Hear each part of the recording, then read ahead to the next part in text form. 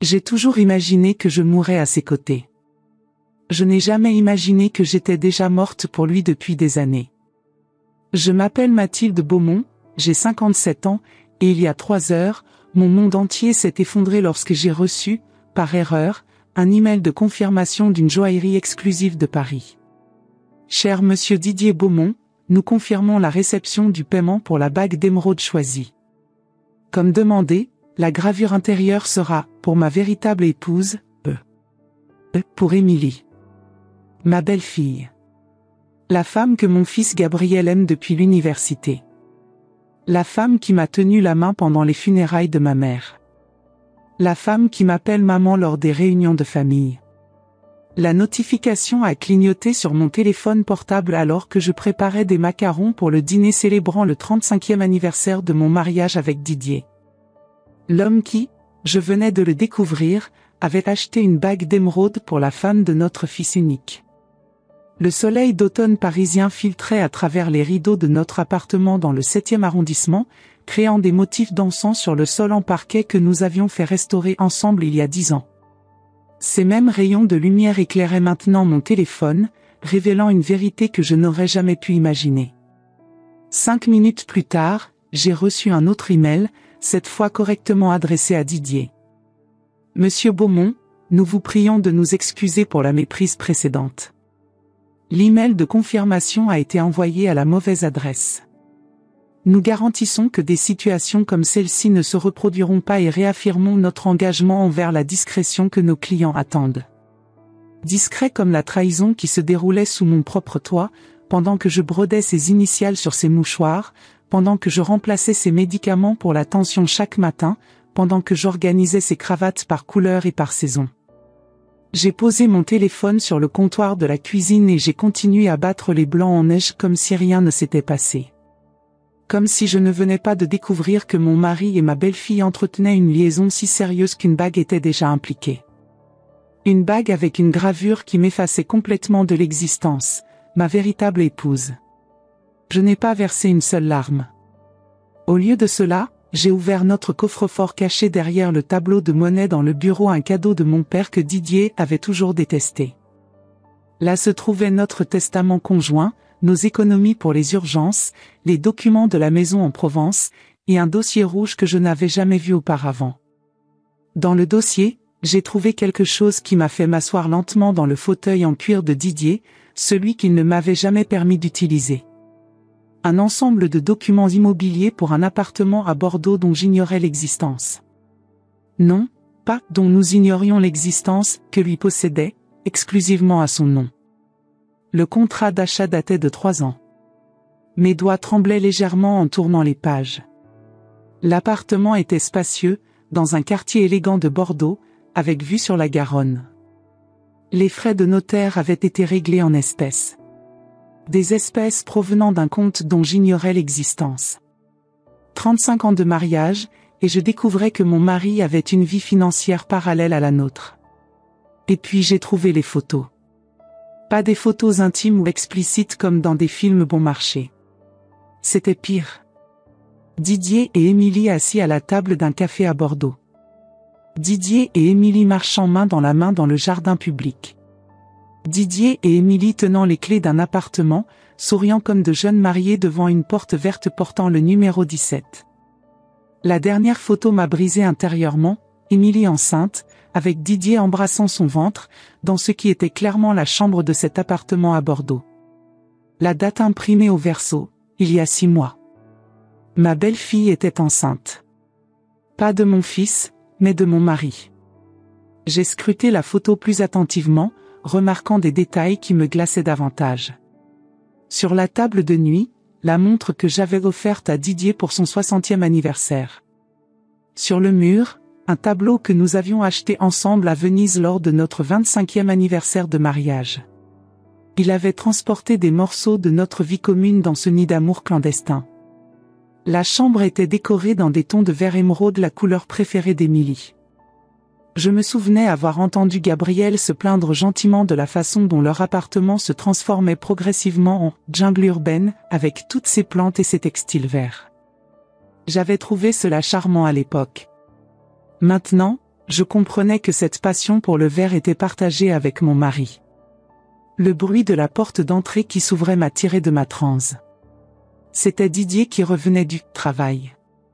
À 62 ans, il maintenait toujours une routine impeccable dans l'entreprise d'architecture que nous avions fondée ensemble quand je croyais encore à l'amour éternel. J'ai rapidement remis tous les documents dans le dossier, exactement comme je les avais trouvés, et j'ai replacé le dossier dans le coffre. Un coup d'œil dans le miroir m'a rassuré, mon visage ne trahissait rien de la tempête qui faisait rage en moi. Mathilde? Les macarons sont prêts? Gabriel et Émilie arrivent dans 1 heure, a-t-il crié depuis le hall d'entrée. Gabriel. Mon fils. L'homme qui ignorait que sa femme portait son demi-frère dans son ventre. Sa voix résonnait dans notre appartement comme elle l'avait fait pendant 3 décennies et demie. La même voix qui avait prononcé des vœux, chuchoté des mots d'amour, ri avec notre fils. La même voix qui, maintenant je le savais, avait tissé un réseau de mensonges si dense que je me demandais s'il y avait jamais eu une once de vérité dans notre mariage. Presque prêt, ai-je répondu, ma voix étonnamment ferme tandis que je remettais le tableau de monnaie en place, cachant à nouveau le coffre-fort. Je suis retourné à la cuisine, où j'ai trouvé Didier en train de déboucher une bouteille de champagne. Il a levé les yeux et m'a souri, ce même sourire qui autrefois faisait fondre mon cœur. Maintenant, il me donnait la nausée. « Tu es magnifique aujourd'hui » a-t-il dit, s'approchant pour m'embrasser sur la joue. « Cette robe te va à ravir. » J'ai senti son parfum, pas celui que je lui avais offert à Noël, mais un autre, plus vif, plus jeune. Un parfum qu'il avait dû acheter pour plaire à une femme de 30 ans, pas à son épouse de presque 60 ans. « Merci » ai-je murmuré, continuant à préparer le dîner de notre anniversaire de mariage. Tandis que j'arrangeais les roses dans le vase en cristal des roses rouges, symbole d'un amour que je croyais réel, un plan commençait à se former dans mon esprit. Un plan qui ferait envoyer à Didier un message désespéré quelques heures plus tard. « Qu'est-ce que tu m'as fait, Mathilde? Pour l'amour de Dieu, qu'est-ce que tu as fait? Que se passe-t-il quand une femme de 57 ans découvre que son mari et sa belle-fille non seulement la trompent, mais attendent un enfant ensemble? Vous pensez connaître cette histoire, mais je vous garantis que non. Je n'ai pas fait de scandale, je n'ai pas eu recours à la violence, je ne me suis pas réduite aux larmes. Ce que j'ai fait était beaucoup plus dévastateur. Continuez à regarder pour découvrir comment j'ai transformé des décennies de connaissances intimes en larmes parfaites contre l'homme qui avait juré de m'aimer jusqu'à ce que la mort nous sépare. Le dîner d'anniversaire était servi. La table en chêne dont j'avais hérité de ma grand-mère soutenait la meilleure porcelaine française, des verres en cristal qui scintillaient sous le lustre en bronze, et des arrangements de roses blanches, les mêmes fleurs que mon bouquet de mariée. Les bougies projetaient une lueur douce sur la nappe en dentelle ancienne, celle que ma mère m'avait donnée le jour de mon mariage. Pour les moments qui comptent, avait-elle dit. Je me demandais ce qu'elle aurait pensé de ce moment particulier, où je servais un dîner d'anniversaire à l'homme qui avait fait de notre mariage une farce. Didier a ouvert le champagne pendant que je donnais les dernières touches au dessert, une crème brûlée avec la recette secrète de la famille. Le bruit de la sonnette a annoncé l'arrivée de Gabriel et Émilie. « Joyeux anniversaire, maman !» Gabriel m'a serré fort dans ses bras, me remettant un paquet élégamment emballé. « Mon fils. Mon merveilleux fils au sourire de son père, mais avec mon tempérament. Médecin respecté, mari aimant, et bientôt père mais pas comme il le pensait. » Je sentais mon cœur se serrer en le regardant, si fier de ses parents, si inconscient de la tempête qui allait s'abattre sur sa vie. Quand Émilie s'est approchée pour m'embrasser sur les joues, le salut traditionnel français, j'ai discrètement observé son ventre. Il n'y avait pas encore de signe visible, mais maintenant je savais ce qui se cachait sous cette robe Chanel. « Tu es radieuse ce soir, Émilie » ai-je commenté en l'observant. Elle a légèrement rougi. C'est le nouveau traitement facial que je fais. Il doit être très efficace. Didier a mentionné l'autre jour à quel point tu sembles de plus en plus jeune. J'ai senti le regard de panique que mon mari a lancé dans notre direction. Il n'avait évidemment fait aucun commentaire sur Émilie avec moi. C'était simplement mon premier coup dans la partie qui venait de commencer. Je n'ai jamais A commencé Didier, mais je l'ai interrompu en lui tendant son verre de champagne.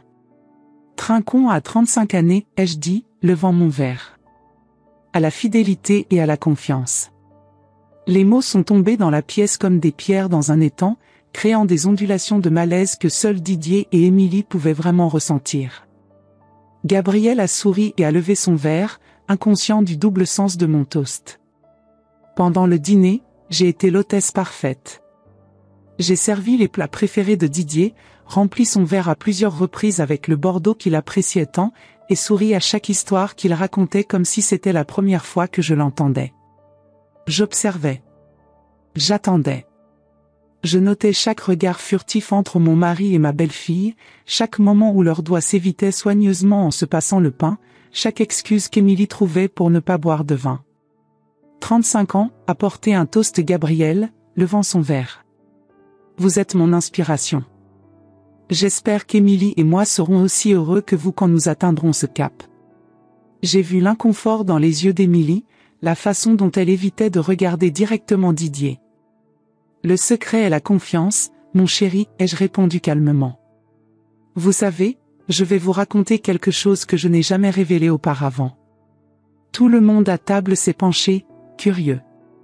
Quand ton père et moi nous sommes mariés, nous avons fait un pacte. Nous avons promis que si un jour l'un de nous trompait l'autre, nous renoncerions à tout. Absolument tout. Quel genre de pacte est-ce, maman? Gabriel a ri, trouvant amusant ce romantisme démodé. Un pacte légal, en fait, ai-je continué, savourant la panique grandissante dans les yeux de Didier. C'est enregistré chez le notaire. C'était l'idée de ton père, tu sais? Il a dit qu'il voulait que je me sente en sécurité. Que s'il me trompait un jour, il n'aurait droit à rien de ce que nous avions construit ensemble. Ni l'entreprise, ni les propriétés. Rien. Les doigts de Didier se sont crispés autour du pied de son verre. Je pouvais presque entendre les rouages de son cerveau tourner frénétiquement, cherchant à se rappeler s'il avait effectivement signé un tel document. Il l'avait fait, bien sûr. Dans notre première année de mariage, quand il était encore amoureux et idéaliste. Un document qu'il avait probablement oublié depuis longtemps, mais que j'avais soigneusement conservé pendant toutes ces années. Mathilde, c'était il y a si longtemps. Didier a tenté d'interrompre, sa voix étrangement aiguë. Mais c'est toujours valable, n'est-ce pas, mon amour? À moins que nous n'ayons signé quelque chose pour l'invalider, et je ne me souviens pas l'avoir fait. Le silence qui a suivi n'a été coupé que par le tintement des couverts. Gabriel semblait confus par la tension soudaine. Émilie étudiait intensément son assiette. En tout cas, ai-je repris joyeusement, qui veut du dessert? J'ai fait ton préféré, Didier. J'ai apporté la crème brûlée, la surface caramélisée reflétant la lueur des bougies. C'était le dessert que Didier m'avait demandé lors de notre premier dîner ensemble, il y a 36 ans. J'avais passé des semaines à perfectionner la recette pour lui plaire. Maintenant, je me demandais combien d'autres femmes avaient reçu ce même regard appréciateur quand ils goûtaient leur dessert. En servant le dessert, j'ai accidentellement laissé tomber ma serviette. En me baissant pour la ramasser, j'ai discrètement placé une enveloppe sur la chaise d'Émilie. Le dessert a été accueilli avec des éloges, même si je pouvais voir que ni Didier ni Émilie n'avaient beaucoup d'appétit. Gabriel, cependant, savourait chaque bouchée, me rappelant l'enfant gourmand qu'il avait été. Émilie, ma chérie, pourrais-tu m'aider avec le café dans la cuisine, ai-je demandé après le dessert. Elle a hésité un instant, jetant un regard presque imperceptible à Didier avant d'acquiescer. Bien sûr, Mathilde. Une fois dans la cuisine, elle semblait nerveuse, ses doigts serrant le bord du comptoir. La lumière crue révélait sa pâleur, le léger tremblement de ses mains, les cernes sous ses yeux soigneusement dissimulés par le maquillage. Pendant un bref instant, j'ai presque ressenti de la pitié pour elle. « Tu as trouvé mon petit cadeau ?» ai-je demandé calmement tout en préparant la cafetière. Elle a pâli. « Quel cadeau ?» L'enveloppe sur ta chaise. « Ne t'inquiète pas, ce n'est rien de compromettant. Juste quelques informations sur la grossesse que j'ai pensé qui pourraient être utiles. » Ses yeux se sont écarquillés de pure terreur. Je ne sais pas de quoi tu parles, Mathilde. Oh, je pense que si, ai-je répondu, ma voix douce comme du velours. 6 mois, n'est-ce pas? La chambre avec le papier peint vert dans l'appartement de Bordeaux sera adorable pour un berceau. Didier a toujours eu bon goût en matière de décoration. Elle a commencé à trembler, les larmes jaillissant dans ses yeux. Comment j'ai découvert? Est-ce important? Ce qui importe, c'est ce qui se passe maintenant. Je l'ai regardée droit dans les yeux, cette femme qui avait partagé mes repas de famille, qui avait accepté mes conseils, qui avait prétendu m'aimer comme une seconde mère. Cette femme qui portait l'enfant de mon mari. Tu dois comprendre, Mathilde, a-t-elle murmuré, des larmes coulant maintenant librement. Ce n'était pas planifié, c'est juste arrivé. Comme c'est pratique, ai-je répondu, ma voix maintenant tranchante comme une lame. Les trahisons arrivent simplement. Les mensonges arrivent simplement. Les bébés avec le mari de ta belle-mère arrivent simplement. La porte de la cuisine s'est ouverte et Didier est entré, son visage un masque d'inquiétude. Tout va bien ici? Le café prend du temps. Nous avions juste une conversation de femme à femme, ai-je répondu. Sur la famille, l'avenir, la fidélité. Ce genre de choses. Je dois partir, Émilie a murmuré, s'éloignant de nous deux. Mais nous n'avons pas encore servi le café, a protesté Didier, essayant de maintenir les apparences. Laisse-la partir, ai-je dit doucement. Elle a besoin de réfléchir à certains choix. D'ailleurs, j'ai aussi préparé un cadeau pour toi, mon amour. Je lui ai tendu une enveloppe identique à celle que j'avais donnée à Émilie. À l'intérieur se trouvaient des copies des documents de l'appartement de Bordeaux, des photos, et quelque chose de plus, une notification judiciaire préliminaire mentionnant notre pacte anti-infidélité et le blocage préventif de tous nos biens. Il a ouvert l'enveloppe lentement, ses mains tremblant légèrement. J'ai observé son visage passer de la confusion à la reconnaissance, puis à l'horreur pure lorsqu'il a atteint la notification judiciaire. Son teint est devenu cendré. « Que as-tu fait ?» a-t-il chuchoté, son visage perdant toute couleur. « Encore rien. Je me suis simplement préparé. » Lorsque nous sommes retournés à la salle à manger, Émilie avait déjà convaincu Gabriel qu'elle ne se sentait pas bien et qu'il devait partir. J'ai vu la panique dans ses yeux quand je lui ai dit au revoir chaleureusement, embrassant ses joues comme si rien ne s'était passé. « Prends soin de toi, ma chérie. Pense au bébé, ai-je chuchoté à son oreille, la faisant se raidir. Gabriel m'a étreinte, inconscient du drame qui se déroulait autour de lui. À bientôt, maman.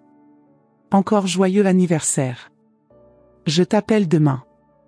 J'ai touché sa joue, me demandant comment je pourrais jamais lui annoncer ce qui allait suivre. Je t'aime, mon fils. Plus que tout au monde. Après leur départ, Didier s'est effondré sur une chaise, l'enveloppe froissée dans ses mains. Pourquoi tu ne me cries pas dessus? Pourquoi tu ne casses pas des choses, a-t-il demandé, déconcerté par mon calme. Parce que je n'en ai pas besoin, ai-je répondu tranquillement tout en débarrassant les assiettes. Tu sais, Didier, tu m'as sous-estimé toutes ces années. Tu as pensé que j'étais seulement l'épouse dévouée, la mère abnégée, l'associée silencieuse. Tu as oublié que c'est moi qui ai négocié nos plus gros contrats. C'est moi qui ai construit notre réseau de contacts. C'est moi qui ai géré nos finances pendant que tu recevais les applaudissements. Je me suis approché de lui, me penchant pour chuchoter à son oreille. Et maintenant je vais te détruire, non pas avec des scandales ou de la violence, mais avec la même méticulosité avec laquelle j'ai construit notre vie. Il a essayé de saisir mon bras, mais j'ai reculé doucement. Tu as 24 heures pour décider comment tu veux procéder. Tu peux tout avouer à Gabriel toi-même, ou je peux le faire pour toi. Tu peux signer les papiers renonçant à l'entreprise et aux propriétés, conformément à notre accord, ou nous pouvons laisser les tribunaux décider avec toute la publicité que cela entraînera. Ses yeux, autrefois si assurés, reflétaient maintenant une peur que je n'avais jamais vue auparavant. Didier Beaumont, l'architecte renommé, l'homme qui dominait chaque pièce dans laquelle il entrait, était maintenant recroquevillé devant moi. Tu ne ferais pas ça à Gabriel, a-t-il tenté d'argumenter. Tu ne détruirais pas sa vie comme ça. Non, Didier. Tu as fait cela quand tu as mis enceinte sa femme. Ces mots sont tombés entre nous comme un verdict final. Il a baissé la tête, vaincu. Je suis sorti sur notre balcon, contemplant les lumières de Paris. La ville que nous avions conquise ensemble, Didier et moi. La ville où nous avions construit notre empire, élevé notre fils, tissé nos rêves. La ville qui serait maintenant témoin de notre chute. Cette nuit-là, j'ai dormi dans la chambre d'amis pour la première fois en 35 ans. Les draps sentaient la lavande fraîche, pas le parfum de Didier qui avait imprégné notre lit conjugal pendant des décennies. J'ai trouvé ce changement étrangement réconfortant. À 3 heures du matin, j'ai reçu un message désespéré sur mon téléphone portable. « Qu'est-ce que tu m'as fait, Mathilde ? Pour l'amour de Dieu, qu'est-ce que tu m'as fait ?» Ce n'était que le début. Si vous vous êtes déjà demandé de quoi une femme d'âge mûr est capable lorsque son monde s'écroule, continuez à regarder.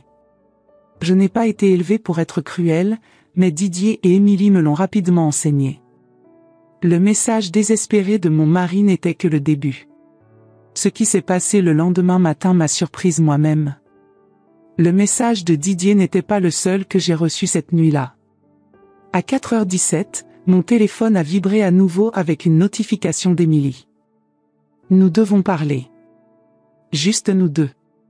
S'il te plaît. » Je n'ai répondu à aucun des messages. Pour la première fois depuis des décennies, je me suis permis le luxe de dormir tard. La chambre d'amis, avec ses tons neutres et son absence de souvenirs partagés, m'offrait un refuge inattendu. J'ai observé le plafond pendant de longues minutes, écoutant les bruits familiers de Paris qui s'éveillaient. Les klaxons lointains, le tintement des cloches de l'église Saint-François-Xavier, le bruissement des arbres du jardin sous ma fenêtre. Lorsque je suis finalement descendu à la cuisine, Didier était déjà parti. Sur la table, un mot griffonné à la hâte. Je suis allé régler quelques affaires. Nous parlerons ce soir. Son écriture, habituellement si assurée, trahissait son agitation. Des traits appuyés, des lettres mal formées, l'écriture d'un homme au bord du précipice. J'ai souri en préparant mon café. Régler quelques affaires signifiait courir à l'appartement de Bordeaux, supprimer des preuves, transférer de l'argent, consulter un avocat. Exactement ce que j'espérais qu'il ferait. Le parfum du café fraîchement moulu a envahi la cuisine, cette même cuisine où nous avions partagé des milliers de petits déjeuners. Je me suis assise à ma place habituelle, savourant la solitude. Pour la première fois depuis que j'avais découvert la trahison, je me suis autorisée à ressentir toute la gamme d'émotions qui tourbillonnaient en moi, la colère, bien sûr, mais aussi la déception, la tristesse, et étrangement, un sentiment de libération. Ce qu'il ignorait, c'est que chacun de ces mouvements serait enregistré. Même avant de découvrir la trahison, j'avais déjà engagé un détective privé non par soupçon, mais par précaution. Un cadeau d'anniversaire anticipé pour moi-même après avoir remarqué que Didier était étrangement protecteur avec son téléphone. Cette décision, prise presque sur un coup de tête 3 mois plus tôt, s'avérait maintenant être mon salut. À l'époque, je me disais que c'était simplement pour me rassurer, pour confirmer que mes inquiétudes n'étaient que des fantômes créés par mon imagination vieillissante. Jamais je n'aurais imaginé que le détective découvrirait ce qu'il a trouvé. L'enquêteur, Monsieur Leclerc, un ex-policier discret et efficace aux tempes grisonnantes et au regard perçant, m'a appelé à 11h25. Madame Beaumont, votre mari vient d'entrer au Crédit Agricole de la rue Esprit des Lois à Bordeaux. Merci, Monsieur Leclerc. Continuez à le suivre. Bien sûr, madame. Il est arrivé à Bordeaux par le TGV de 8h42. Il semblait nerveux, a pris un café au comptoir de la gare, puis a pris un taxi directement vers la banque. Il porte une mallette que je ne lui avais jamais vue lors de mes précédentes observations. Une mallette noire avec des coins en métal argenté ? Exactement, madame. J'ai fermé les yeux. Cette mallette particulière, je la connaissais bien. C'était celle que Didier utilisait exclusivement pour transporter des documents importants, occasionnellement, de grandes sommes d'argent liquide. Le fait qu'il l'ait avec lui confirmait mes soupçons, il essayait de sécuriser ses actifs, de les cacher avant que les avocats ne puissent les localiser. Tenez-moi informé de tout retrait important ou transfert qu'il pourrait effectuer, ai-je instruit Leclerc. Bien entendu. Je vous enverrai des mises à jour toutes les heures. Tandis que Didier tentait désespérément de sauver ce qu'il pouvait, j'avais d'autres projets. À 13h, mon taxi s'est arrêté devant l'immeuble où Gabriel et Émilie habitaient, dans l'élégant 7e arrondissement de Paris. L'immeuble haussmannien s'élevait majestueusement, ses balcons en fer forgé ornés de géranium rouge, les fleurs préférées de mon fils. Gabriel avait toujours aimé le rouge. Enfant, il ne voulait porter que des vêtements rouges, manger dans des assiettes rouges. Une passion que sa femme avait respectée en décorant leur balcon avec ses fleurs éclatantes. J'ai hésité un moment avant d'appuyer sur la sonnette. Comment allais-je affronter cette femme, qui non seulement avait trahi mon fils, mais portait l'enfant de mon mari? Quelle part de ma colère était dirigée contre elle, et quelle part contre Didier? Après tout, c'était lui qui avait brisé ses vœux, lui qui avait séduit la femme de son propre fils. Mais Émilie n'était pas innocente. Elle avait fait ses propres choix, trahi son propre mariage. Et maintenant, elle devait affronter les conséquences. La porte s'est ouverte. Émilie se tenait là, les yeux gonflés d'avoir tant pleuré. Elle portait un peignoir en soie et semblait avoir vieilli de 10 ans depuis la veille au soir. Ses cheveux, habituellement parfaitement coiffés, tombaient en mèches désordonnées autour de son visage pâle. « Mathilde » a-t-elle commencé, sa voix presque inaudible. « Je peux entrer ?» ai-je demandé calmement. Elle a acquiescé, ouvrant davantage la porte. L'appartement était impeccable comme toujours, décoré avec le bon goût que je lui avais moi-même enseigné au fil des ans. Des œuvres d'art contemporain ornaient les murs, choisies lors de nos visites communes dans les galeries parisiennes. Un vase rempli de lys blanc trônait sur la table basse, un cadeau que je lui avais offert pour son dernier anniversaire. Je me suis demandé combien de fois Didier était venu ici, dans cet espace que Gabriel et Émilie avaient créé ensemble. Avait-il caressé ces mêmes objets, admiré ces mêmes tableaux, tout en planifiant la trahison ultime? Gabriel est au travail, a-t-elle informé inutilement. Je sais. C'est pour cela que je suis ici maintenant. Je connaissais parfaitement l'emploi du temps de mon fils. Chirurgien cardiovasculaire à l'hôpital européen Georges Pompidou, il opérait tous les mardis de 8h à 17h. Ce mardi ne faisait pas exception. Nous nous sommes assises dans le salon, face à face. Entre nous, sur la table basse en verre, j'ai posé une enveloppe. « Qu'est-ce que c'est ?» a-t-elle demandé, son regard fixé sur le papier comme s'il s'agissait d'un serpent prêt à mordre. « 2 billets pour Genève, Suisse. Un pour toi, un pour Gabriel. Départ ce soir. » Elle a cligné des yeux, confuse. « Je ne comprends pas. » L'enveloppe crème contenait bien plus que des billets d'avion. Elle renfermait un avenir, une possibilité, peut-être la seule issue honorable à cette situation impossible. C'est simple. Tu vas tout raconter à Gabriel aujourd'hui, faire tes bagages avec l'essentiel, et partir avec lui pour Genève. Ma sœur a une maison de campagne là-bas. Vous y resterez jusqu'à ce que les choses se calment. Aline, ma sœur cadette, possédait un chalet isolé près du lac Léman. Un refuge paisible entouré de montagnes majestueuses et de prairies verdoyantes. L'endroit idéal pour un homme dont le monde venait de s'écrouler. Pourquoi ferais-tu cela? Émilie a demandé, perplexe. J'ai observé son visage, cherchant à comprendre comment cette femme intelligente et apparemment sensible avait pu faire quelque chose d'aussi destructeur. Émilie Laurent, 32 ans, historienne de l'art au musée d'Orsay. Belle sans être ostentatoire, cultivée sans être prétentieuse. La femme parfaite pour mon fils, avais-je pensé. Parce que, contrairement à toi et Didier, j'aime mon fils. Et même si je veux que tu souffres pour ta trahison, je ne peux pas sacrifier le bonheur de Gabriel pour me venger. Des larmes coulaient sur le visage d'Émilie. Gabriel ne me pardonnera jamais. Probablement pas, ai-je acquiescé. Mais il a le droit de décider quoi faire concernant son mariage, et concernant le bébé. Elle a pâli. Comment puis-je lui dire que le bébé n'est pas de lui? C'est ton problème, Émilie. Tu as créé cette situation, maintenant tu dois y faire face. Ses mains se sont posées instinctivement sur son ventre.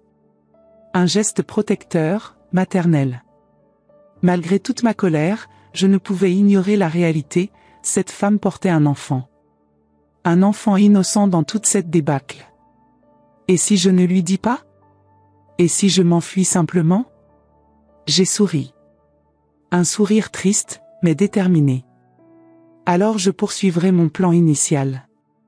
J'actionnerai les avocats, j'exposerai tout, et tu perdras non seulement Gabriel, mais aussi toute dignité ou respect qu'il te reste. Tu me détruirais? Tu détruirais cette grossesse? Non, Émilie. Je ne suis pas un monstre. Je ne te souhaite aucun mal physique, ni à toi ni à l'enfant. Mais je crois en la vérité, aussi douloureuse soit-elle. Gabriel mérite de connaître la vérité. Et cet enfant mérite de naître dans l'honnêteté, pas dans un nid de mensonges. Elle m'a fixé longuement. Tu me détestes. Non, ai-je répondu sincèrement. Je déteste ce que tu as fait. Je déteste la douleur que tu causeras à mon fils. Mais je ne peux pas me permettre de gaspiller des émotions pour toi quand je dois prendre soin de Gabriel. Je me suis levée, lissant les plis imaginaires de ma robe. J'avais choisi avec soin ma tenue ce jour-là, une robe bleu marine sobre mais élégante, des bijoux discrets, un maquillage impeccable. Je voulais me présenter comme une femme composée, digne, inébranlable. Pas comme une épouse bafouée en quête de vengeance. Les billets sont pour 21h. Une voiture viendra vous chercher à 19h. Quelle que soit ta décision, Émilie, souviens-toi, c'est ta seule chance de faire quelque chose de décent après tant de mal. J'ai sorti de mon sac une autre enveloppe, plus petite. Ceci contient assez d'argent pour vous permettre de vivre confortablement pendant plusieurs mois. Utilise-le sagement. Elle a pris l'enveloppe d'une main tremblante. Pourquoi es-tu si généreuse? Ce n'est pas de la générosité, Émilie. C'est du pragmatisme. Je veux que mon fils ait le temps et l'espace nécessaires pour guérir, loin des avocats, des commérages et du drame. Cette maison en Suisse et cet argent lui donneront cette possibilité. Alors que j'étais sur le point de partir, elle m'a appelé. Mathilde, qu'arrivera-t-il à Didier? Je me suis tournée lentement. Ses yeux reflétaient une inquiétude sincère pour mon mari. Malgré tout ce qui s'était passé, elle se souciait encore de lui. Cela m'a fait comprendre la profondeur de leur relation. Ce n'était pas simplement une aventure frivole, mais quelque chose de plus significatif. Cette réalisation a ravivé ma douleur, mais aussi renforcé ma détermination. Didier a fait son choix il y a longtemps. Maintenant, il va vivre avec les conséquences. J'ai quitté l'appartement, descendant lentement les escaliers plutôt que de prendre l'ascenseur. J'avais besoin de ces moments pour rassembler mes pensées, préparer mon cœur pour ce qui allait suivre. Dans quelques heures, mon fils apprendrait que sa vie entière était construite sur des sables mouvants. En sortant de l'immeuble, j'ai levé les yeux vers le ciel parisien. Des nuages gris s'amoncelaient à l'horizon, promettant un orage. Approprié, ai-je pensé, pour la tempête émotionnelle qui s'abattrait bientôt sur notre famille. À 17h43, j'ai reçu un appel de Gabriel. Sa voix était étranglée, presque méconnaissable. Maman. Émilie m'a tout raconté. Oh, mon chéri. Ma voix a faibli pour la première fois depuis que j'avais découvert la trahison. J'étais assise dans mon fauteuil préféré, celui qui faisait face à la fenêtre donnant sur le parc. La pluie battait maintenant contre les vitres, transformant la vue en une aquarelle floue de vert et de gris. Nous partons pour Genève ce soir. J'ai besoin de temps pour réfléchir. Je sais, mon cœur. La maison est prête pour vous accueillir. J'avais appelé Aline immédiatement après avoir quitté l'appartement d'Émilie. Ma sœur, toujours discrète et fiable, avait compris l'urgence sans poser trop de questions. Je ferai préparer la maison, avait-elle promis. Et je resterai à l'écart jusqu'à ce que Gabriel soit prêt à avoir de la compagnie. Il y a eu un long silence avant qu'il ne parle à nouveau. Tu savais, au sujet du bébé? J'ai fermé les yeux, ressentant une douleur physique en entendant la souffrance dans sa voix. Oui. C'est de lui, n'est-ce pas? De papa. Gabriel. Dis-le simplement. J'ai besoin de l'entendre de toi. Oui, ai-je finalement répondu. C'est de lui. Un autre silence, encore plus lourd. J'entendais sa respiration difficile à l'autre bout de la ligne, imaginant son visage, si semblable à celui de son père, contracté par la douleur et l'incrédulité. Qu'est-ce que tu vas faire avec lui? Ce n'est pas important maintenant. Tu es ma priorité.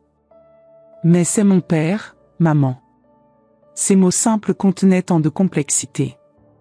Dans cette trahison multicouche, Gabriel faisait face à une double perte, celle de sa femme et celle de son père. L'homme qu'il avait admiré toute sa vie, dont il avait cherché l'approbation, qu'il avait pris comme modèle, s'était révélé être le pire type de traître. Et il nous a tous les deux trahis, mon chéri. Maintenant, va préparer tes affaires. La voiture arrivera bientôt. Après avoir raccroché, je suis restée assise seule dans mon salon pendant des heures, observant le soleil de Paris se coucher lentement. La pluie s'était arrêtée, laissant derrière elle une fraîcheur qui s'infiltrait par les fenêtres entrouvertes. J'ai allumé quelques lampes, mais j'ai laissé la pièce principalement dans la pénombre, trouvant un certain réconfort dans ces ombres qui correspondaient à mon humeur. Le détective m'a envoyé des mises à jour périodiques sur les mouvements frénétiques de Didier, banque, avocat, appartement à Bordeaux, un bref arrêt dans un bar où il a bu 3 verres de cognac en succession rapide. Il semble agité, madame, a rapporté Leclerc lors de son dernier appel. Il a passé près d'1 heure au téléphone sur la terrasse du bar, parlant avec animation. J'ai réussi à entendre des bribes, il mentionnait des transferts d'offshore et la vente rapide d'un bien immobilier. Continuez à le surveiller, monsieur Leclerc. J'ai besoin de savoir chaque mouvement, chaque transaction. À 20h52, j'ai reçu la confirmation que Gabriel et Émilie avaient embarqué dans l'avion pour Genève. C'est seulement alors que j'ai permis à une unique larme de couler sur mon visage. Je me suis servi un verre de cognac, le même Rémy Martin que Didier réservait pour les occasions spéciales. Je l'ai fait tourner dans le verre, admirant sa couleur ambrée à la lumière tamisée, respirant son arôme riche et complexe. Comme notre mariage l'avait été, pensais-je amèrement. Riche en apparence, complexe en réalité, et finalement, aussi brûlant que l'alcool qui descendait maintenant dans ma gorge. Le bruit de la clé dans la serrure a annoncé l'arrivée de Didier. Il était presque 23 heures quand il est entré, paraissant épuisé et vaincu. Ses yeux se sont écarquillés en me voyant assise calmement dans le salon, un verre de cognac à la main. « Où étais-tu » ai-je demandé, comme si c'était juste une soirée normale dans notre mariage. Il a jeté son manteau trempé sur le dossier d'une chaise, négligeant pour la première fois de l'accrocher soigneusement dans l'entrée. Ses cheveux gris étaient ébouriffés par le vent, ses yeux rougis par la fatigue ou les larmes, je ne pouvais le dire. « Tu sais très bien, a-t-il répondu amèrement, jetant son porte-documents sur la table. « Que veux-tu, Mathilde? De l'argent? L'entreprise? La maison? Tu peux tout prendre. Comme c'est généreux de ta part d'offrir ce qui est déjà légalement le mien. » Il s'est servi une généreuse dose de cognac et s'est effondré dans le fauteuil face à moi. J'ai remarqué qu'il avait choisi le fauteuil le plus éloigné, comme s'il craignait de s'approcher trop près. Sage décision. Où sont Gabriel et Émilie? Je n'arrive à joindre aucun des deux. En lieu sûr. Loin de toi. Tu leur as parlé? Sa voix trahissait sa panique. Non. Émilie a tout raconté. Didier a pâli. Tout? Tout. Y compris au sujet du bébé. Il a couvert son visage de ses mains. Mon Dieu, qu'ai-je fait? Exactement, Didier. Que as-tu fait?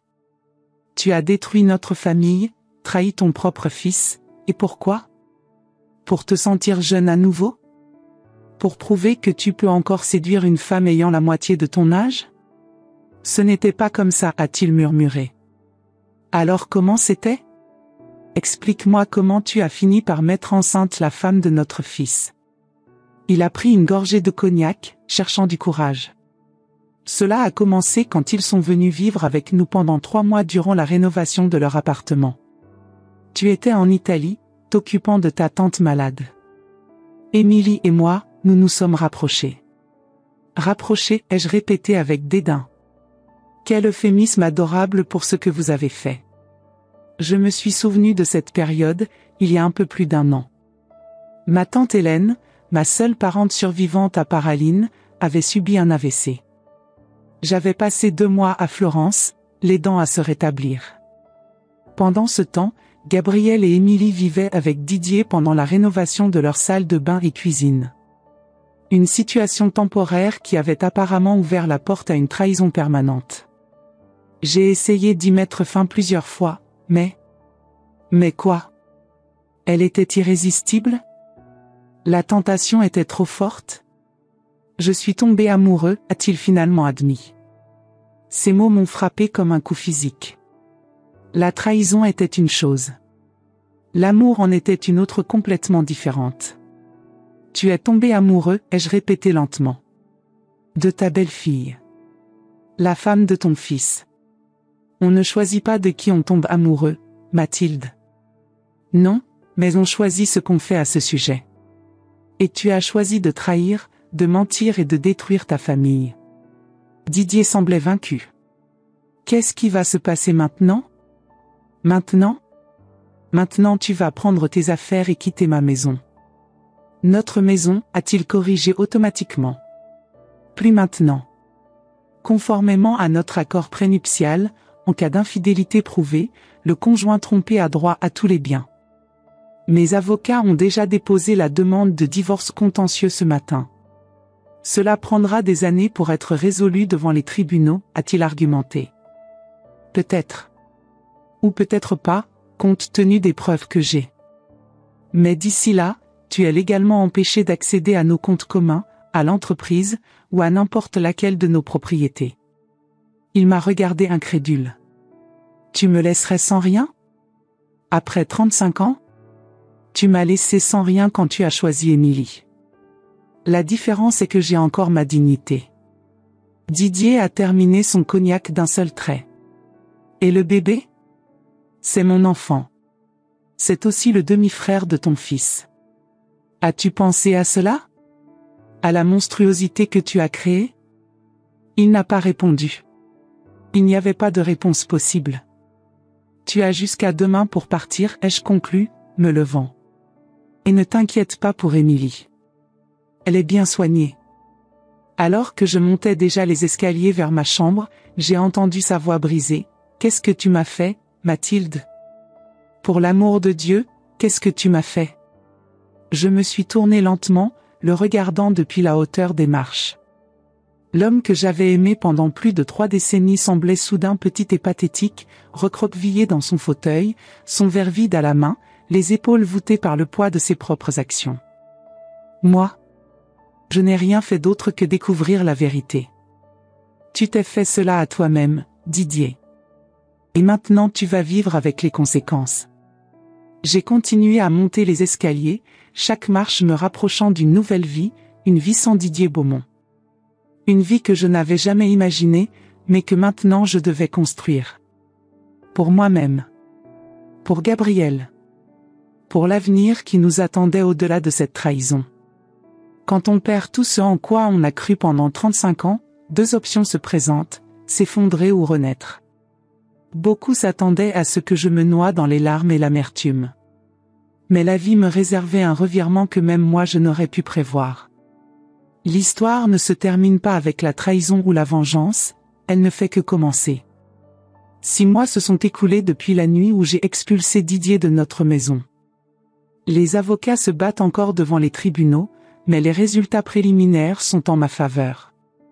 L'accord prénuptial qu'il avait lui-même insisté pour signer des décennies auparavant s'est révélé être sa ruine financière. Le printemps parisien transformait la ville en une symphonie de couleurs et de parfums. Les marronniers le long des avenues étaient en fleurs, les terrasses des cafés s'animaient à nouveau après l'hiver, et la Seine reflétait un ciel d'un bleu cristallin. Paris, toujours fidèle à sa réputation, se parait de ses plus beaux atours pour célébrer le renouveau. Un renouveau qui faisait écho à ma propre renaissance. Ces 6 mois avaient été à la fois les plus difficiles et les plus libérateurs de ma vie. J'avais pleuré, bien sûr, mais j'avais aussi découvert une force en moi que je ne soupçonnais pas. Gabriel est resté en Suisse pendant 2 mois. Quand il est revenu, il était plus mince et portait dans son regard celui de quelqu'un qui avait vieilli de plusieurs années en quelques semaines. Son visage, autrefois si semblable à celui de son père, semblait avoir changé subtilement, comme si les traits hérités de Didier s'étaient estompés pour laisser place aux miens. Émilie était restée en arrière, hébergée dans une clinique pour grossesse à haut risque dans les environs de Genève. La trahison et le stress émotionnel avaient eu un impact sur sa santé et celle du bébé. Elle a perdu le bébé, m'a informé Gabriel lors de son premier jour de retour. Nous étions assis dans le jardin des Tuileries, l'endroit où il jouait quand il était enfant. Les souvenirs de lui courant autour du bassin, poursuivant les bateaux miniatures avec un bâton, me revenaient avec une clarté douloureuse. Je suis désolée, ai-je répondu, et c'était vrai. Malgré tout, cet enfant n'avait pas de culpabilité. Ne le sois pas, a-t-il dit avec une froideur que je n'avais jamais vue chez mon fils aimant. C'était mieux ainsi. Le soleil printanier réchauffait nos visages, mais une ombre invisible planait entre nous. La perte d'un enfant, même dans ces circonstances, restait une tragédie. Je me demandais si Gabriel se rendait compte qu'une partie de lui était soulagée, une réaction naturelle mais difficile à accepter. Et vous deux? C'est fini, maman. J'ai déposé une demande de divorce en Suisse. C'est plus rapide là-bas. J'ai acquiescé en silence. Le vent frais de Paris agitait les feuilles autour de nous, emportant les dernières réminiscences de ce qui avait été autrefois notre famille. As-tu eu des nouvelles de papa? A-t-il demandé après un long silence. Seulement ce que les avocats me disent. Il vit dans l'appartement de Bordeaux. Il m'a appelé hier. Il était ivre. Gabriel a regardé au loin, en direction de la tour Eiffel qui se dressait à l'horizon. Il a dit que tu l'avais détruit. Que tu avais tout calculé froidement pour le laisser sans rien. J'ai senti une pointe de douleur à ces mots. Était-ce ainsi que mon fils me voyait maintenant? Comme une femme froide et calculatrice? Et qu'as-tu répondu? Que c'est lui qui s'est détruit lui-même. Et que j'ai appris de toi à ne jamais être victime des circonstances. J'ai pris la main de mon fils, ressentant une fierté douloureuse. Au milieu de toute cette tragédie, il avait trouvé sa force. Tu sais, maman, a-t-il ajouté en serrant ma main, je t'ai toujours admirée. Mais ces derniers mois m'ont montré à quel point tu es vraiment forte. Je ne sais pas si j'aurais pu gérer cette situation avec autant de dignité. Ces mots ont apporté un baume à mon cœur meurtri. La validation de mon fils valait plus que toutes les victoires juridiques ou financières que je pourrais obtenir contre Didier. Dans les semaines qui ont suivi, j'ai commencé à reconstruire ma vie. J'ai pris le contrôle total de l'entreprise d'architecture, renvoyé les associés qui étaient loyaux à Didier, et réorienté nos projets vers quelque chose dont j'avais toujours rêvé, la restauration de bâtiments historiques pour les transformer en centres communautaires. Didier avait toujours privilégié les projets prestigieux tours de bureaux étincelantes, résidences luxueuses pour clients fortunés. J'avais une autre vision, utiliser l'architecture pour servir la communauté, pour préserver l'héritage culturel de Paris tout en créant des espaces où les gens pouvaient se réunir, apprendre, grandir ensemble. Le premier projet sous ma direction exclusive était la transformation d'un ancien théâtre dans le Marais, jadis un joyau architectural du XVIIIe siècle, laissé à l'abandon depuis des décennies. Nous avons préservé sa façade ornée et son magnifique foyer, tout en modernisant l'intérieur pour accueillir une bibliothèque, des salles de classe pour cours du soir, et un petit café géré par une association aidant les jeunes défavorisés à apprendre un métier. C'est lors de l'inauguration de ce projet rénové que j'ai rencontré Louis. Louis Mercier était professeur d'histoire de l'art à la Sorbonne. À 62 ans, il portait l'élégance désinvolte des hommes qui n'ont rien à prouver à personne. Veuf depuis 5 ans, il était venu à l'inauguration à l'invitation d'un collègue commun. Ses cheveux poivre et sel encadraient un visage aux traits marqués par l'intelligence et la bienveillance. Ses yeux, d'un bleu intense, reflétaient une curiosité insatiable pour le monde qui l'entourait. Il se tenait légèrement en retrait de la foule, observant l'architecture rénovée avec une attention minutieuse. Madame Beaumont, s'est-il présenté avec un sourire chaleureux, s'approchant de moi après les discours officiels. Votre travail avec ce théâtre est extraordinaire. Vous avez préservé l'âme du lieu tout en le ramenant au XXIe siècle. Merci, Monsieur Mercier. C'était exactement notre objectif. La façon dont vous avez incorporé les moulures d'origine dans un design contemporain est particulièrement remarquable. C'est rare de voir une telle sensibilité historique alliée à une vision aussi moderne. Notre conversation a coulé naturellement à partir de ce moment.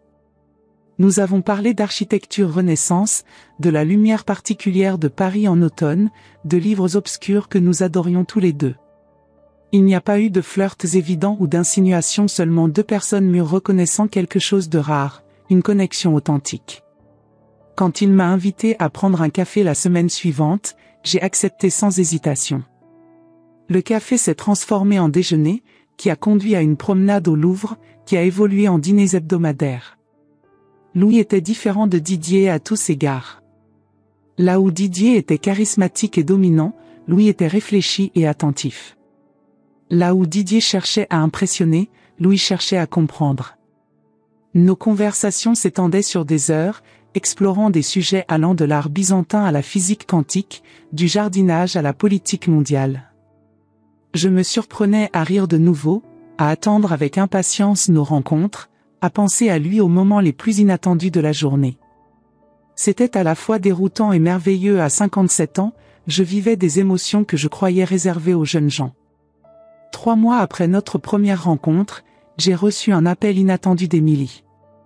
Elle était revenue à Paris et voulait me voir. J'ai accepté de la rencontrer dans un café neutre près du jardin du Luxembourg. J'ai hésité longuement avant cette rencontre. Que pouvait-elle bien me vouloir ? Était-ce sage de la revoir, de rouvrir des blessures à peine cicatrisées ? Mais la curiosité l'a emporté, ainsi qu'un besoin inexplicable de clôture. Elle semblait différente, plus mince, les cheveux plus courts, et quelque chose dans ses yeux qui n'était pas là avant. Une certaine dureté, une compréhension du monde qui ne vient qu'à travers la douleur. « Merci d'être venu », a-t-elle dit quand je me suis assise. Le café bourdonnait d'activités autour de nous, étudiants penchés sur leurs ordinateurs portables, touristes feuilletant des guides, hommes d'affaires concluant des accords autour d'expressos serrés. La normalité environnante contrastait fortement avec l'étrangeté de notre rencontre. « Que puis-je faire pour toi, Émilie ?» ai-je demandé directement. « Je voulais que tu saches que je retourne à Lyon, chez mes parents. Je vais recommencer là-bas. C'est censé. » Elle a joué avec sa tasse, évitant mon regard. Je vais reprendre mon nom de jeune fille. Recommencer complètement. J'ai remarqué qu'elle ne portait plus son alliance l'anneau en platine que Gabriel avait choisi avec tant de soin, économisant pendant des mois pour l'acheter. Je me suis demandé ce qu'elle en avait fait. L'avait-elle vendu ? Jetée dans la Seine dans un geste mélodramatique ? Ou l'avait-elle simplement rangée, reconnaissant sa valeur symbolique même si son mariage était terminé ? Et je voulais aussi. Elle a hésité, te demander pardon. Je l'ai regardée longuement. Pourquoi ? Pour soulager ta conscience ? Non, a-t-elle répondu avec une honnêteté qui m'a surprise. Je ne m'attends pas à ce que cela change quoi que ce soit. Je sais que ce que nous avons fait est impardonnable. Mais j'avais besoin de dire à haute voix, à toi, que je reconnais le mal que j'ai causé. À Gabriel aussi ? Surtout à lui, a-t-elle confirmé. Mais ce n'est pas tout. Je voulais que tu saches que je suis à nouveau enceinte. J'ai senti un frisson me parcourir l'échine. De Didier ? Non, s'est-elle exclamée, semblant véritablement horrifiée. Je ne l'ai pas revu depuis, cette nuit-là. C'est d'un médecin que j'ai rencontré à la clinique à Genève. Nous sommes ensemble depuis 4 mois. La rapidité avec laquelle elle avait trouvé un nouveau partenaire m'a surprise, mais qui étais-je pour juger? Les gens cherchent du réconfort où ils peuvent le trouver, surtout après un traumatisme. Et tu me racontes cela parce que je veux que tu saches que je n'ai aucune prétention sur quoi que ce soit lié à ta famille. Je vais vraiment de l'avant, avec une nouvelle vie. J'ai acquiescé lentement. Je te souhaite d'être heureuse, Émilie. Sincèrement. Tu ne me détestes pas, a-t-elle demandé, semblant véritablement surprise. Haïr demande beaucoup d'énergie, ai-je répondu honnêtement. Et j'ai décidé de ne plus gaspiller d'énergie avec le passé. C'était vrai. La haine était un fardeau que je n'étais plus disposée à porter. Elle ne ferait que m'enchaîner au passé, m'empêchant d'avancer vers l'avenir que je commençais à envisager. Nous nous sommes dit au revoir avec une poignée de mains formelles. En la regardant s'éloigner, j'ai réalisé que je ne ressentais plus de colère, seulement une sorte de soulagement mélancolique. Un autre chapitre qui se fermait. La semaine suivante, Gabriel m'a présenté Isabelle, une collègue de l'hôpital où il travaillait comme chirurgien. Ses yeux brillaient d'une façon que je n'avais pas vue depuis longtemps. Isabelle était anesthésiste, une femme posée aux yeux vifs et au rire contagieux. Ils s'étaient rapprochés pendant les longues heures d'opération partagées, trouvant du réconfort dans leur dévouement commun à leur profession. La vie, lentement, reprenait son cours. Comme Paris après une tempête, notre famille se redressait, différente mais résiliente. Ce fut lors d'une soirée de printemps, presque un an après la découverte de la trahison, que Louis me demanda en mariage. Nous étions sur la terrasse de son appartement avec vue sur la Seine, partageant une bouteille de vin et observant les bateaux passer. Le soleil couchant dorait les façades des bâtiments sur l'autre rive, transformant la Seine en un ruban de feu liquide. Dans cette lumière magique, Louis a pris ma main dans la sienne. « Mathilde, a-t-il commencé, sa voix légèrement tremblante, je sais que nous nous connaissons depuis relativement peu de temps. Mais à notre âge, on reconnaît rapidement ce qui est précieux, ce qui est vrai.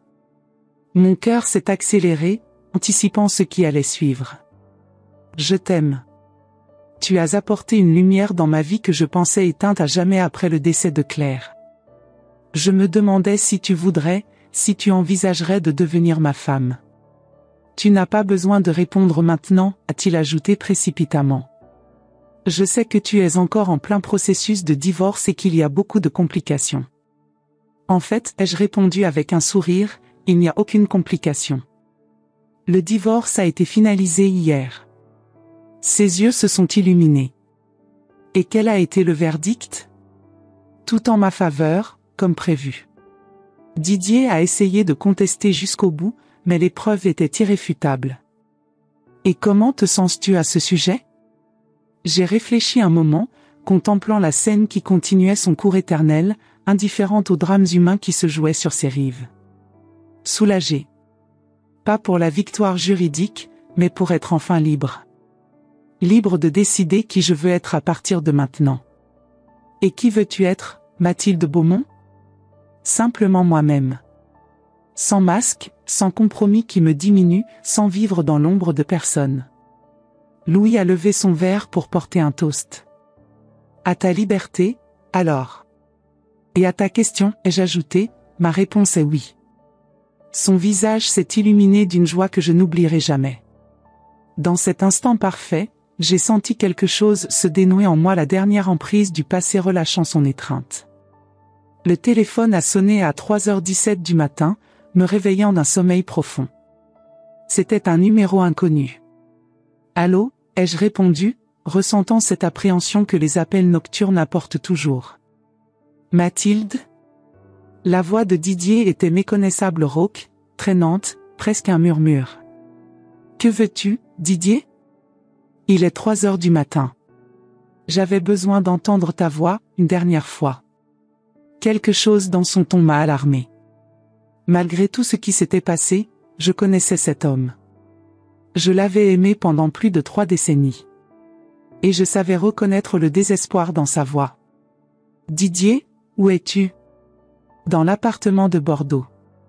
Celui que tu n'as jamais connu. Son rire a résonné amer, brisé. Ironique, non? J'ai construit cet endroit pour fuir loin de toi, et maintenant c'est le seul endroit qu'il me reste. Je me suis redressée dans mon lit, soudain complètement éveillée. La chambre était baignée dans la lueur bleutée de la nuit parisienne, les rideaux entr'ouverts laissant passer les lumières de la ville qui ne dort jamais. Tu es ivre? Plus qu'ivre. J'ai pris quelques comprimés aussi. Mon cœur s'est accéléré. Quels comprimés, Didier? Est-ce important? C'est fini, Mathilde. J'ai tout perdu. L'entreprise, les propriétés, notre fils, Émilie, même ma dignité. Le désespoir dans sa voix était palpable, vibrant à travers la ligne téléphonique comme une corde sur le point de se rompre. Écoute, je vais appeler une ambulance pour... Non, a-t-il interrompu avec véhémence. Je ne veux pas être sauvé. Je voulais juste dire que je comprends maintenant. Tu comprends quoi? Pourquoi tu as fait ce que tu as fait? Ce n'était pas de la vengeance, c'était de la justice. Sa voix affaiblie. Je le méritais. Malgré toute ma colère, toute ma douleur, je ne pouvais ignorer la détresse humaine à l'autre bout de la ligne. Cet homme, qui avait été le centre de mon univers pendant si longtemps, s'effondrait maintenant, seul dans un appartement que je n'avais jamais vu. Didier, tu as besoin d'aide. Donne-moi l'adresse exacte. C'est trop tard, a-t-il murmuré. Mais je voulais que tu saches, que malgré tout, tu as été l'amour de ma vie. Même quand je ne méritais pas ton amour. Didier? Adieu, Mathilde. La ligne est devenue muette. J'ai immédiatement appelé les urgences, la police de Bordeaux, tous les contacts que j'avais encore. Mon cœur battait à tout rompre, mes mains tremblaient en composant les numéros. Quelle que soit la profondeur de sa trahison, je ne pouvais pas le laisser mourir ainsi. 2 heures plus tard, j'ai reçu la confirmation, Didier avait été trouvé inconscient, mais vivant. Il était dans un état grave à l'hôpital. Gabriel a pris l'avion pour Bordeaux ce matin-là. Je ne suis pas allé avec lui. Il n'y avait rien que je puisse faire là-bas que notre fils ne puisse faire.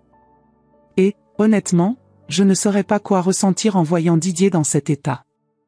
J'ai passé la journée dans un état de torpeur, errant dans notre appartement, mon appartement maintenant, touchant des objets familiers qui semblaient soudain étrangers. Les livres que Didier et moi avions lus ensemble. Les photos de famille qui documentaient une vie qui n'existait plus. Le fauteuil où il s'asseyait chaque soir pour lire le journal. Louis a appelé, inquiet lorsqu'il n'a pas reçu de réponse à ses messages précédents. Je lui ai tout raconté, m'attendant à ce qu'il soit jaloux ou contrarié par mon inquiétude pour mon ex-mari. Au lieu de cela, il a offert de venir, d'être à mes côtés pendant cette période difficile. Non, ai-je refusé doucement. J'ai besoin d'être seul aujourd'hui. Mais merci d'avoir proposé. Je suis là quand tu auras besoin de moi, a-t-il répondu simplement. Prends le temps qu'il te faut. Cette compassion, cette compréhension, m'a confirmé que j'avais fait le bon choix en acceptant sa demande en mariage. 3 jours plus tard, Gabriel m'a appelé de l'hôpital. Il va survivre, a-t-il dit simplement. Tant mieux, ai-je répondu, et c'était sincère. Malgré tout ce que Didier avait fait, je ne lui souhaitais pas la mort. Une partie de moi, une partie que j'avais essayé d'ignorer, était soulagée qu'il ait survécu. Maman, il a demandé si tu pourrais venir. J'ai fermé les yeux, sentant le poids de cette décision. Qu'en penses-tu? Que devrais-je faire? Je pense que tu devrais faire ce qui apportera la paix à ton cœur, a répondu mon fils, sonnant maintenant plus sage que ses 31 ans. Le jour suivant, j'ai pris le train pour Bordeaux. Louis s'est proposé de m'accompagner, mais j'ai refusé gentiment. C'était un voyage que je devais faire seul. Le trajet en TGV m'a donné du temps pour réfléchir. Je regardais défiler le paysage français, les champs verdoyants, les villages pittoresques, les vignobles qui s'étendaient à perte de vue. Ce pays qui avait été le témoin de toute ma vie, de mes joies et de mes peines, de mon amour et maintenant de ma renaissance. L'hôpital sentait le désinfectant et le désespoir. Didier était dans une chambre privée, connecté à plusieurs machines. Il semblait avoir vieilli d'une décennie en un an. Quand il m'a vu à la porte, ses yeux se sont remplis de larmes. « Tu es venu » a-t-il chuchoté. « Je suis venu » ai-je confirmé, m'asseyant sur la chaise à côté du lit. Il était pâle, amaigri, les joues creusées et les yeux enfoncés dans leurs orbites. Ses mains, autrefois si assurées lorsqu'elles dessinaient des bâtiments qui toucheraient le ciel, tremblaient maintenant légèrement sur le drap blanc. Nous sommes restés en silence pendant plusieurs minutes, seulement le bip des machines marquant le temps. « Je m'interne dans une clinique après ma sortie d'ici » a-t-il finalement dit. « Pour traitement de dépression et d'alcoolisme. C'est une décision sage. » Il a regardé par la fenêtre, vers le ciel de Bordeaux. « Je n'ai jamais voulu que les choses se passent ainsi, tu sais. Personne ne le veut jamais, Didier. Mais nous faisons des choix, et ces choix ont des conséquences. Gabriel m'a dit que tu vas te remarier. » « Oui. » Il a acquiescé lentement. « Il a de la chance. C'est moi qui ai de la chance. D'avoir trouvé quelqu'un qui m'apprécie pour ce que je suis. » Didier a détourné le regard, des larmes silencieuses coulant sur son visage vieilli. « Je suis désolé, Mathilde. Pour tout. Je n'attends pas ton pardon, mais je devais le dire. » J'ai pris sa main maigre et froide entre les miennes.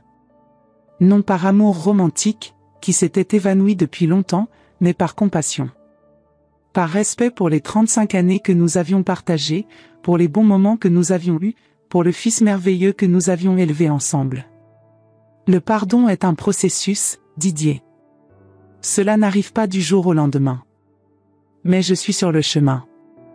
Merci d'être venu, a-t-il murmuré. Je resterai jusqu'au retour de Gabriel, ai-je promis. En sortant de l'hôpital des heures plus tard, j'ai senti comme si un poids énorme avait été retiré de mes épaules. Non à cause de Didier, mais grâce à moi-même. Pour avoir finalement compris que pardonner ne signifie pas approuver ce qui a été fait, mais simplement choisir de ne plus porter le fardeau de la rancœur. J'ai pris un taxi jusqu'à l'adresse que Gabriel m'avait donnée, l'appartement de Bordeaux, celui qui avait été le nid d'amour de Didier et Émilie. J'avais besoin de voir cet endroit, de l'affronter, pour pouvoir vraiment tourner la page. L'immeuble était élégant, typique de l'architecture bordelaise du XVIIIe siècle. L'appartement lui-même, au 3e étage, offrait une vue imprenable sur la Garonne. En entrant, j'ai été frappé par sa beauté, les hauts plafonds, les moulures délicates, les grandes fenêtres laissant entrer la lumière dorée du sud.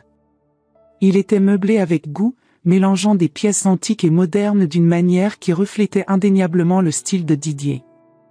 Je suis passé de pièce en pièce, touchant les objets, observant les détails. Dans la chambre principale, les murs étaient effectivement peints dans un vert émeraude profond, comme je l'avais vu sur les photos. Sur la commode, j'ai trouvé un cadre photo retourné face contre le bois. En le soulevant, j'ai découvert une image de nous, Didier et moi, prise lors de notre 30e anniversaire de mariage à Venise. Nous sourions à la caméra, le grand canal scintillant derrière nous, nos visages illuminés par un bonheur qui semblait alors indestructible. Pourquoi avait-il gardé cette photo ici, dans ce sanctuaire de sa trahison? Était-ce par culpabilité? Par nostalgie?